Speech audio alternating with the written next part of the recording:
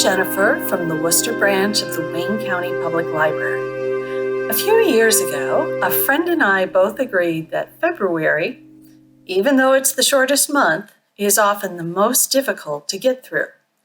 It's usually when winter is at its worst, being cold and icy and dreary, and it's when you most want to hibernate until spring arrives. So we decided that February would be our month to focus on self-care, whether that meant to step away from social media for a while, or to set aside the to-do lists, or to focus on eating healthy, whatever we felt would be best for either one of us. So if you feel like you need to give yourself a break and practice some self-care this month, but you aren't sure where to start, here are a few books that will give you ideas and inspiration. Let's start small with the Little Book of Self-Care, 30 Practices to Soothe the Body, Mind, and Soul by Suzy. This pocket-sized booklet, under 100 pages, offers ideas to help you relax, to boost your energy, to manage your mindset, and even to practice emotional first aid if needed. As I read through the book, I practiced a couple of the short breathing and stretching meditations, and even just those little breaks in my day made a positive difference, which goes to show that self-care doesn't have to be something big, showy, or expensive.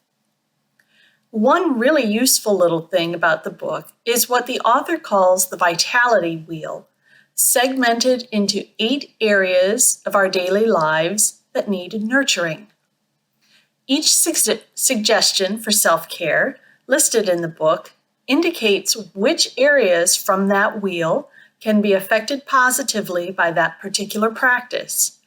So if you find you want to nurture different aspects of yourself, you can look for the corresponding symbols at the top of each page in order to find self-care practices that fit your needs. If you recognize that you have different self-care needs throughout the seasons, you might want to pick up the new book, The SelfCare Year, Reflect and Recharge with Simple Seasonal Rituals by Alison Davies. This book is arranged by season, starting with spring, and offers suggestions that can appeal to your various senses, especially scent and touch, or that can enhance or inspire feelings of balance, joy, or other emotions you might want to nurture. What I really like about this book is how it emphasizes connecting with nature, whether it's observing the animals and the plants around you, or allowing yourself to move with the seasonal rhythms, gathering energy in spring and summer, and slowing down in fall and winter. The author offers suggestions for nurturing body with good movement, your mind with positive affirmations, and even your sleep needs with a healthy environment. There are lots of useful little tips that will make you think, why didn't I think of that before? Sometimes self-care means we really need to pay attention to our mental health and our emotions. And for that, you might want to pick up Emotionful by Lauren Woods. This wonderful little book explains that being emotionful means that your mind is filled with so many emotions that you feel overwhelmed, and you need a little help knowing what to do with them. This can happen when you're struggling with anxiety or pandemic fatigue or lack of sleep or simply having too much stress for you to think straight. The book is organized into bite-sized chapters in broad categories, from talking to someone to overcoming your fears and unraveling your stress to resting and celebrating your wins.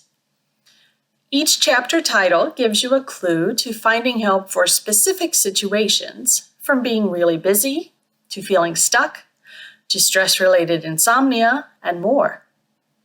You'll find helpful little worksheets to help you tease out your problems and how to address them, as well as quick flowcharts that help you navigate your emotions and how to move through them. All of these books are available only in paper through CleveNet, and we hope to get copies of these books at some point in the near future. I hope you'll find some good self-care ideas from these books, and in the meantime, stay healthy, be kind to yourself, and give yourself permission to take care of yourself. Bye-bye.